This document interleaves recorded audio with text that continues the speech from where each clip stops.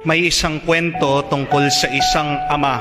Maaga pong namatay yung misis niya at naiwan yung dalawa nilang anak na lalaki na siya lang ang magtatrabaho at magtataguyod sa kanila.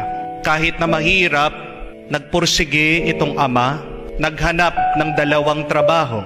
Ginagawa niyang umaga ang gabi umaga, para lang magkaroon ng pera, matustusan ang matrikula, mabigay ang pangangailangan nitong dalawang anak niya. At dahil po sa kanyang pagod at pagsusumikap, napatapos niya itong dalawang anak niyang lalaki. Yung isa naging abogado, yung isa naging businessman. At naging very successful sila sa kanilang bayan. Hanggang dumating ang oras at panahon na itong kanilang ama ay tumanda, nagkaroon ng sakit. Nangangailangan na siya ay palaging naka-wheelchair. Kailangan nilang palitan ang kanyang diaper. Kailangan nilang subuan pag siya'y kumakain. Para hindi mahirapan itong dalawang magkapatid, nag-usap sila na ilipat yung matanda 1 month dito sa isang kapatid, 1 month dito sa isa pang kapatid. Pero napakahirap na nag-aalaga ng matandang may sakit. Nangangailangan ng oras, nangangailangan ng atensyon. At nagrereklamo yung kanilang mga pamilya dahil bukod sa pagod na pagod sila sa pag-aalaga, nangangamoy yung matanda. At pag siya ay kumakain, natatapon ang pagkain, nangangalat siya sa bahay. At para sa pamilya nila, isa siyang pabigat. Dahil very successful, napaka-busy ng dalawang magkapatid, nararamdaman na rin nila yung pagod, pag-aalaga, pag-aaruga ng kanilang ama. Pag nagkakasakit, kailangan nilang dalhin sa hospital.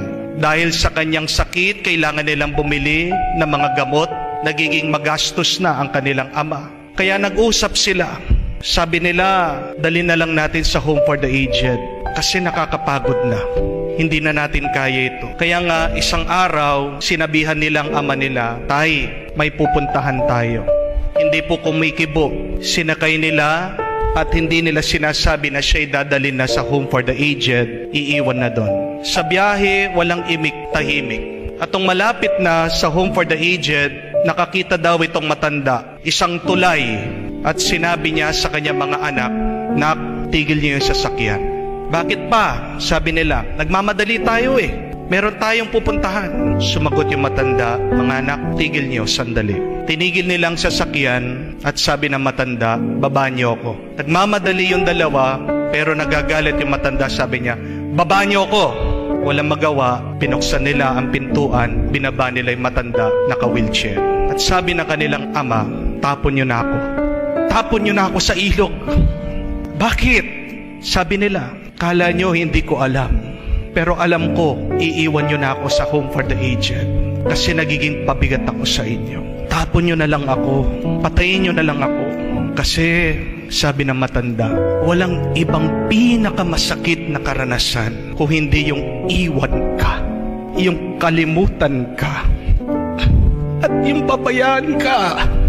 Kaya kung iiwan nyo lang ako, kung papabayaan nyo lang ako, kung kakalimutan nyo lang ako, tapon nyo na lang ako, patayin nyo na lang ako. Kasi ako, ginawa kong lahat para sa inyo. Hindi ko kayo kinalimutan, hindi ko kayo pinabayaan. Pero kung ito lang ang gagawin nyo sa akin, mas maganda nang pumanaw na ako para tumahimik na ang aking buhay. At ito pong dalawang magkapatid, umiiyak. Oo nga po, di po ba? Wala nang ibang pinakamasakit na karanasan sa buhay natin kung hindi yung pabayaan ka, kalimutan ka. Anong pinakamasakit na karanasan ng ating Panginoon? Yung pinagtaksilan ba siya? Yung bang pagpusan niya ng krus? Yung bang pagpapako sa kanyang kamay? Yung bang pagpapahiya sa kanya, pangungutya sa kanya ng mga tao? Hindi. Ang pinakamasakit na karanasan ng ating Panginoon ay yung naramdaman niyang mag-isa siya, yung pinabayaan siya, yung kinalimutan siya. Kaya nga, nasabi niya bandang huli, Diyos ko, bakit pinabayaan mo ako?"